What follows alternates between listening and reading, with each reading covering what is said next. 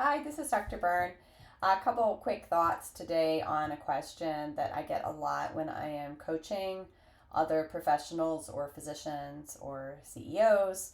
A question that comes up a lot is how do you maintain healthy relationships with your friends and family? And the word healthy is kind of a big word, can mean a lot of different things. But I think in terms of healthy, let's break that down a little bit. So, normally, a healthy relationship is one that feels bidirectional, that you are gaining something from the relationship and the other person is gaining something from you.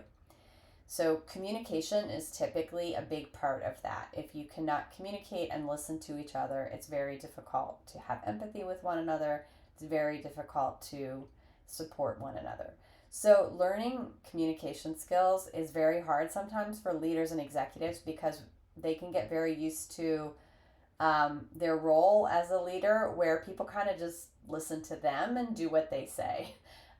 So when you go home with your friends and family and you just give orders, um, people don't really tend to enjoy that so much. So the way you communicate at work is probably not the way you're going to communicate with your friends and family. I would argue that once you're practiced at it, it can feel very similar. But I think especially in the workplace, you're really focusing on kind of showing up with a specific energy to work. And when you're at home with friends and family, that's a time where maybe you can kind of let your guard down a little bit more and accept support and help from others. So, communication is a big part.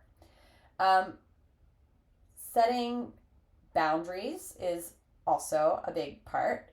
Some leaders I have seen go overboard with boundaries, and they actually have so many boundaries that it impairs their relationships.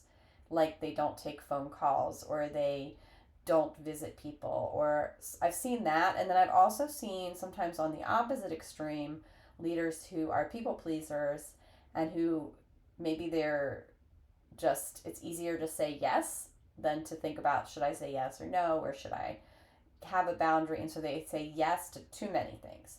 Um, I will say, in my experience, this has been a little more gendered. I have seen more women that I coach tend to do this and say yes to many things that I believe they probably would not have done if they were not a woman. So, my classic example, which I talk about all the time, probably sick of me talking about it, is meal preparation and cooking.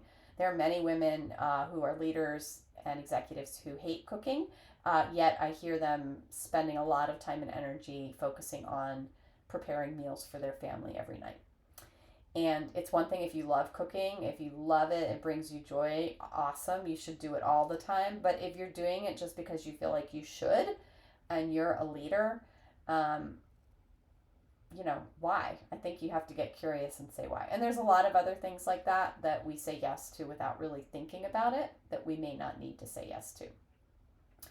So boundaries are a big part of it.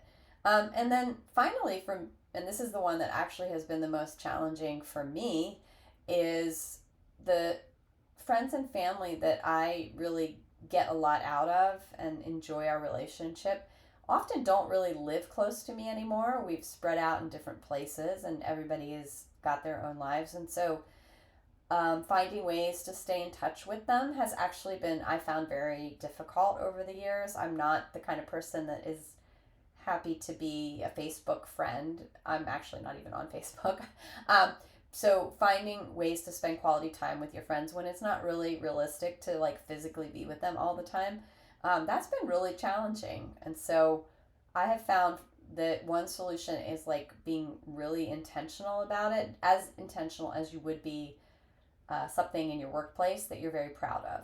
So if at work, you're very proud of the way that you care for your team, setting that same level of intention and focus to your friends and your family and how you're going to spend time with them or how you're going to interact with them.